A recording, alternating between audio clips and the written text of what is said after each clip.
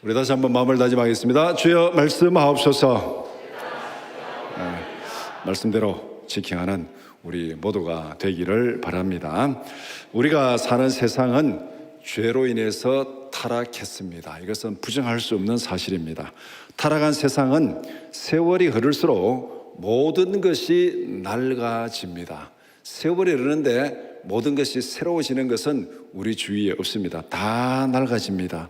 사람도 세월이 흐르면 낡아집니다. 그래서 늙고 병들게 됩니다.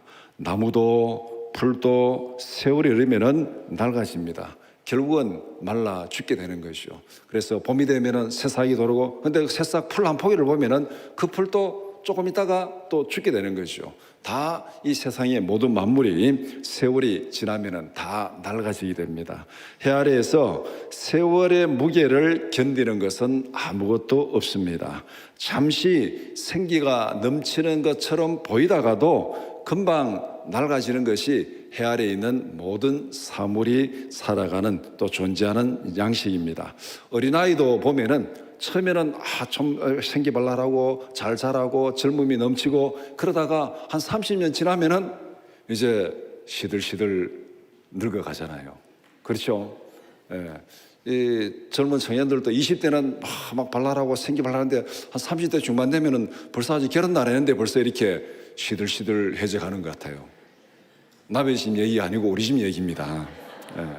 그러니까 이 세월의 무게를 견디는 게 없어요. 강아지도 처음에 보면은 새끼 귀엽고하죠. 그 강아지 오래 살아봐야 15년, 20년이에요. 15년, 20년 살면은 그 강아지도 죽습니다. 꽃들도 그렇고 다 그렇습니다. 다 처음에는 아주 예쁜 것처럼 아주 생기는 것처럼 하다가 조금 지나면은 이 세월의 무게를 견디지 못하고 다 시들어지고 사라집니다. 인간의 역사도 마찬가지입니다. 처음에는 새롭게 시작하는 것 같지만은 점점 더 타락해져 갑니다. 아담의 범죄로 인해서 인간의 역사가 타락했습니다. 그래서 죄악이 더 관영하고, 그러다가 노아 홍수로 심판을 당했잖아요. 심판을 당하고 이제 노아 가족을 통해서 새로운 역사가 시작되는 것 같았는데, 또 조금 지나니까 바벨탑 사건이 일어나고 소돔 고모라 심판이 일어나고, 또 이렇게 심판 후에도 사람들이 타락해 갔습니다. 타락의 역사는 지금도 계속됩니다. 지금도 세월이 지나면은 세상이 선해지는 거 아닙니다. 세상이 의로워지는 거 아닙니다. 더 타락해지는 거예요. 더 악해지는 거예요. 우리가 지금 그걸 보고 있잖아요. 세상이 더 악해져 가고 있습니다. 야, 이럴 수가 있나? 어떻게 세상에 이런 일이 있을 수가 있는가? 예, 옛날 같으면은 정말 정치 지도자들에게 상상하지 못할 일들이 지금 벌어지고 있잖아요. 옛날 같으면 정말 상상하지 못할 그런 사람들이 정치 지도자라고 큰 소리 치고 있습니다. 이게 세월이 그만큼 악해졌다는 겁니다. 그만큼 악한 사람들이 있기 때문에 그런 지도자가 세워지는 거예요. 옛날에 제가 빌 클린턴 이렇게 백악관에 무슨 성추행이 있고 뭐 이런 문제가 있을 때, 옛날에 미국 도덕성 같으면은 클린턴 같은 사람은 대통령이 될 수가 없었습니다. 그런데 그 당시에 클린턴이 대통령이 된 거예요. 그럼 미국의 정서가 그만큼 타락했다는 겁니다. 그만한 정서가 타락했고, 그 타락한 사람들이 그 사람을 지지하니까 그 사람이 대통령이 된 거예요. 오늘날 우리나라의 타락한 정치인들이 앞에서 큰 소리 치는 거는 백성들이 그만큼 타락했다는 증거입니다. 그렇기 때문에 그 타락한 사람들이 똑같은 사람들끼리 지지하고, 그러니까 앞에 있는 지도자들이 타락할 수밖에 없는 거예요. 백성들이 지지하지 않으면 어떻게 그 사람들 앞에서 큰 소리 칠 수 있습니까? 이것은 누구를 탓하는 것이 아니고 역사가 그렇게 타락해 가고 있습니다. 그래서 무슨 인권을 말하고 뭐를 말하는데, 지금 세상에 전쟁이 두 군데가 딱 벌어지고 있습니다. 세상에 전쟁이 두 군데가 딱 벌어지고 있는데, 하나는 이스라엘과 하마스 전쟁이고 하나는 러시아와 우크라이나 전쟁입니다. 그런데 이 전쟁에서 침략자가 누구냐면은 이스라엘과 하마스 전쟁의 침략자는 하마스였습니다. 러시아와 우크라이나 침략자는 러시아입니다. 그런데 이 전쟁에서 평가는 정반대로 달라집니다. 이스라엘을 비판하는 사람들은 러시아를 지지합니다. 하마스를 비판하는 사람들은 또 러시아를 비판합니다. 그러면은 이게 침략자를 비판하려면 한쪽이 같이 침략자를 비판해야 되는데, 어느 한쪽에는 침략자를 비판하고 어느 한쪽은 방하는 사람을 비판하고, 이건 뭐냐면은 그들의 정서, 그들의 편이 갈라져 있기 때문에 그렇습니다. 그러니까 이 세상에는 공정한 어떤 원칙이 적용하는 것보다 타락한 세상에서는 다 자기 생각, 자기 기준, 또 자기 이해관계, 거기에 따라서 세상이 굴러가기 때문에 세상은 세월이 흘러갈수록 점점 더 타락해져 갑니다. 하나님은 인간 역사를 새롭게 하기 위해서 수시로 개입하십니다. 하나님이 개입하지 않으면 인간 역사는 계속 타락해 가는데, 이 인간의 역사는 곡식밭과 같습니다. 곡식밭에 잡초가 계속 자라나죠. 여러분들 아마 농사를 지어 보신 분, 텃밭을 가꾸어 보신 분, 아마 잡초가 수시로 자라나는 걸 아마 여러분들 경험할 것입니다. 제가 어떤 분 얘기를 들었는데, 자기가 꿈이 막 그냥 이렇게 이 전원주택을 지어가지고 잔디밭을 탁 가꾸는 게 자기 꿈이어가지고 잔디밭을 한 100평 정도 만들었대요. 전원주택 지어 잔디밭을 한 100평 정도를 만들었는데, 그 잔디밭에 잡초 뽑다가 1년 만에 포기했답니다. 1년 만에. 잔디밭에 잡초가 왜 그렇게 많이 나는지, 자기는 어디 가서 잔디밭 보니까 와 예쁘다, 참 나도 이렇게 가고 되자고 막상 잔디밭을 100평 만들었는데 거기에 잡초 뽑아내는데 너무너무 힘들어가지고 잔디밭만 봐도 완전히 막 몸서리가 칠 정도로 그랬다는 그 얘기를 들은 적이 있습니다. 그만큼 우리가 농사를 지어도 잡초가 수시로 쏟아옵니다. 그 잡초 뽑지 않으면은 밭이 그냥 곡식밭이 아니라 잡초밭이 됩니다. 뭐냐면은 인간 역사에 죄가 수시로 잡초처럼 무성하게 잘 올라옵니다. 그래서 하나님은 이 세상이, 인간 역사가 죄악의 잡초밭이 되지 않도록 계속 개입해가지고 농사꾼이 잡초를 계속 뽑아내는 것처럼 하나님께서 역사에 계속 개입을 하십니다. 때로는 심판으로 개입하십니다. 노아 홍수 심판으로 개입하시고, 바벨탑 심판으로 개입하시고, 또 소돔 고모라 심판으로 개입하시고, 오늘 우리 역사 가운데서도 큰 역사의 변곡점을 통해서 사람들에게 경고를 주는 그런 역사적 사건으로 우리에게 개입을 하십니다. 그리고 예수 그리스도를 보내셔서 인간 역사에 개입하십니다. 그리고 이 땅에 교회를 세우시고, 이 땅에 성도를 세워서 이 교회를 통해서, 성도를 통해서 이 세상을 거듭나게 하기 위해서, 이 세상을 변화시키기 위해서, 죄악을 몰아내기 위해서 계속 복음을 전하고 역사하고 계십니다. 성령을 보내셔서 지속적으로 개입하고 있습니다. 그래서 기독교 역사에 보면은 순간순간 성령의 부흥이 일어날 때, 그때 세상이 새로워지는 그런 역사들이 일어나고 있습니다. 하나님의 개입이 없다면은 정말 이 세상은 지금 도저히 살아갈 수 없는 정말 이 정글과 같은 그런 난장판이 되고 말았을 것입니다. 그럼에도 불구하고 하나님은 계속 역사에 개입하시고, 역사를 섭리하시고 주관하시고, 그래도 질서가 무너지지 않도록 이 정도로 지키는 것은 이 시간도 하나님께서 성령을 통해서, 교회를 통해서, 성도를 통해서 하나님이 지키시고 간섭하기 때문에 인간 역사가 이나마 유지되고 있습니다. 성도들에게는 타락한 세상을 새롭게 하는 사명이 주어져 있습니다. 그냥 있으면 계속 잡초밭으로 계속 변해가는데, 이 땅의 역사가 잡초밭으로 변하지 않도록, 죄악의 잡초밭으로 변하지 않도록 하나님께서 일꾼을 보내셨는데 잡초를 뽑으라고. 그 일꾼이 교회고 성도들입니다. 우리가 이 땅에서 받은 사명이 바로 세상을 새롭게 하는 것, 죄악의 잡초밭으로 변화가는 세상을 그 가운데서 잡초를 뽑아내고 그렇게 세상을 변화시키라는 사명이 우리에게 주어져 있습니다. 교회가 이 땅에 존재하는 이유입니다. 성도가 이 땅에 존재하는 이유입니다. 예수님께서 이렇게 말씀하셨습니다. 마태복음 5장 13절에서 16절 말씀 같이 보겠습니다. 너희는 세상의 소금이니 소금이 만일 그 맛을 잃으면 무엇으로 짜게 하리요? 후에는 아무 쓸데없어 다만 밖에 버려져 사람에게 밟힐 뿐이니라. 너희는 세상의 빛이라. 산 위에 있는 동네가 숨겨지지 못할 것이요, 사람이 등불을 켜서 말 아래 두지 아니하고 등경 위에 두나니 이름으로 집안 모든 사람에게 비치느니라. 이같이 너희 빛이 사람 앞에 비치게 하여 그들로 너희 착한 행실을 보고 하늘에 계신 너희 아버지께 영광을 돌리게 하라. 너희는 세상의 소금이다. 너희는 세상의 빛이다. 어두운 가운데서 빛을 비추라. 이 사명이 뭐겠습니까? 이 죄악의 잡초밭으로 변해가는 이 세상을 그래도 죄악을 제거하고 하나님의 의가 이루어지도록, 하나님의 공의가 이루어지도록, 하나님의 뜻이 이루어지도록 그렇게 노력하고 그렇게 빛을 비추고 소금처럼 썩지 않도록 그렇게 하라고 말씀하고 있습니다. 우리는 성령의 능력으로 이 사명을 감당할 수 있습니다. 우리의 힘으로는 감당할 수 없어요. 우리도 죄악 가운데서 타락 가운데서 살아가기 때문에 우리 힘으로 그대로 있으면 우리도 똑같이 타락합니다. 그런데 성령이 우리 안에 역사하면은 우리가 거듭나고 변화되고, 성령이 우리 안에 역사하면은 변화되고 거듭난 우리를 통해서 세상을 변화시켜 갑니다. 이 모든 것은 성령으로 가능해지는 것입니다. 오늘 함께 읽은 사도행전 1장 8절 말씀이 바로 그 말씀입니다. 우리 사도행전 1장 8절 같이 보겠습니다. 오직 성령이 너희에게 임하시면 너희가 권능을 받고 예루살렘과 온 유대와 사마리아와 땅끝까지 이르러 내 증인이 되리라 하시니라. 사도행전 1장 8절의 사명을 두 문장으로 정리할 수 있습니다. 그 두 문장으로 정리한 말씀이 앞에 걸려있는 현수막입니다. 첫 번째는 우리의 심령에 성령의 부흥을 주소서. 오직 성령이 너희에게 임하시면, 대전제 조건이 오직 성령이 너희에게 임하시면, 그렇다면 우리에게 성령의 부흥을 주소서. 우리의 심령에 성령의 부흥을 주소서.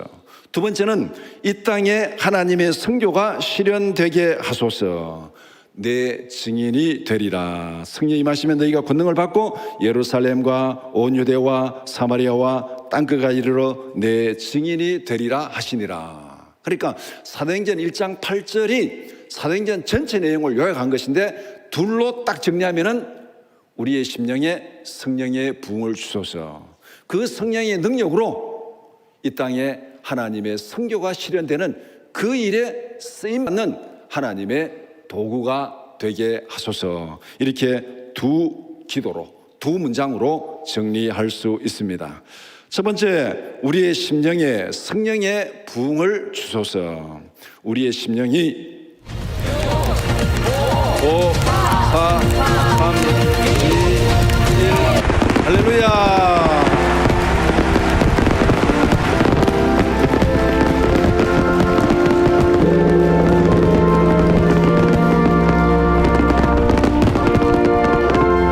우리 옆에 있는 분과 새해 인사하겠습니다. 새해 복 많이 받으세요. 옆에 있는 분 새해 복 많이 받으세요.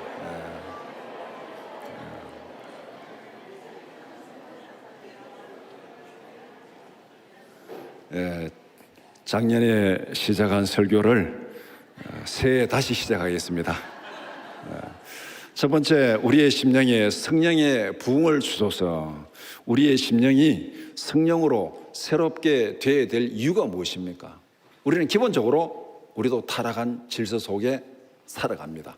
타락한 질서 속에서 태어났고 타락한 질서 속에서 성장하고 그대로 두면은 우리도 타락한 질서 속에서 그대로 사라집니다. 그런데 우리가 성령으로 새롭게 받아야 될 이유, 오직 너에게 성령이 임하시면 우리가 성령의 능력을 받아야 될 이유를 크게 세 가지로 정리할 수 있습니다. 첫 번째는 우리가 죄와 죽음에서 구원받기 위해서 성령의 은혜가 필요합니다. 우리에게 성령이 임하지 않으면은 우리도 여전히 죄 가운데서 영원히 죽을 수밖에 없습니다. 우리는 성령으로 거듭나야 죄와 죽음에서 구원받을 수 있습니다. 사도행전 2장 37절 38절 같이 보겠습니다. 그들이 이 말을 듣고 마음에 찔려 베드로와 다른 사도들에게 물어 이르되, 형제들아 우리가 어찌할꼬 하거늘 베드로가 이르되, 너희가 회개하여 각각 예수 그리스도의 이름으로 세례를 받고 죄 사함을 받으라. 그리하면 성령의 선물을 받으리니. 오순절에 성령이 임했습니다. 베드로가 성령에 충만해서 하나님의 말씀을 선포했습니다. 그 말씀을 들은 이 예루살렘 백성들이 하나님 앞에, 베드로 앞에 탄식하는 내용이에요. 그럼 우리가 어떻게 해야 되겠는가? 어떻게 구원받을 수 있느냐? 그 질문에 대한 답변이 바로 이것입니다. 각각 예수 이름으로 회개하고 각각 예수 이름으로 세례를 받고 죄사함을 받으라. 그러면 성령의 선물을 받으리니. 우리가 예수 이름을 믿고 회개하고 죄사함 받고 성령을 받아야 우리가 구원받을 수 있습니다. 그러니까 성령의 역사가, 성령의 능력이 우리에게 임해야 될 첫 번째 이유는 우리가 구원받기 위해서, 우리가 영생을 얻기 위해서 성령을 받아야 됩니다. 두 번째는 타락한 세상에서 거룩하게 살기 위해서 우리는 성령의 은혜가 필요합니다. 이 세상은 타락한 세상이라 그랬습니다. 정말 죄악의 잡초가 난무한 세상이라 그랬습니다. 이 세상에서 우리가 거룩하게 살아가는 것 우리 힘으로 불가능합니다. 어떻게 우리가 이 죄악의 이 여러 가지 소용돌이 속에서 거룩을 지키면서 살아가겠습니까? 성령이 우리와 함께 하셔야 됩니다. 에베소서 5장 15절에서 18절 말씀 같이 보겠습니다. 그런즉 너희가 어떻게 행할지를 자세히 주의하여 지혜 없는 자같이 하지 말고 오직 지혜 있는 자같이 하여 세월을 아끼라. 때가 악하니라. 그러므로 어리석은 자가 되지 말고 오직 주의 뜻이 무엇인가 이해하라. 술 취하지 말라. 이는 방탕한 것이니 오직 성령으로 충만함을 받으라. 때가 악하니라. 술 취하지 말라. 술 취한다는 것은 이 타락한 세상에서 살아가는 생활 방식을 상징하는 겁니다. 술 취하지 말라. 어떻게 하라는 겁니까? 오직 성령으로 충만함을 받으라. 그렇지 않고는 우리가 이 죄악 세상에서 거룩을 지키면서 진리의 말씀을 따라 살아갈 수 없습니다. 아무도 자신할 수 없습니다. 성령이 우리 안에 역사할 때 우리가 거룩하게 살아갈 수 있습니다. 세 번째는 죄를 이기고 승리의 삶을 살기 위해서 성령의 은혜가 필요합니다. 에베소서 6장 10절에서 13절 말씀 같이 보겠습니다. 끝으로 너희가 주 안에서와 그 힘의 능력으로 강건하여지고 마귀의 관계를 능히 대적하기 위하여 하나님의 전신갑주를 입으라. 우리의 씨름은 혈과 육을 상대하는 것이 아니요 통치자들과 권세들과 이 어둠의 세상 주관자들과 하늘에 있는 악의 영들을 상대함이라. 그러므로 하나님의 전신갑주를 취하라. 이는 악한 날에 너희가 능히 대적하고 모든 일을 행한 후에 서기 위함이라. 모든 우리의 싸움은 혈과 육에 속한 것이 아니에요. 영을 대한, 악한 영들에 대한 싸움입니다. 이 악한 영들에 대한 싸움에서 우리가 싸우고 이기고 살아남기 위해서는 우리의 성령의 능력이 필요하다는 것입니다. 그래서 우리의 첫 번째 기도 제목은 우리의 심령에 성령의 부흥을 주소서. 이것이 우리의 기도 제목이 되어야 됩니다. 우리는 오직 성령의 능력으로 세상의 죄악을 이길 수가 있습니다. 그렇기 때문에 우리가 이렇게 기도해야 됩니다. 우리의 심령에 성령의 부흥을 주셔서.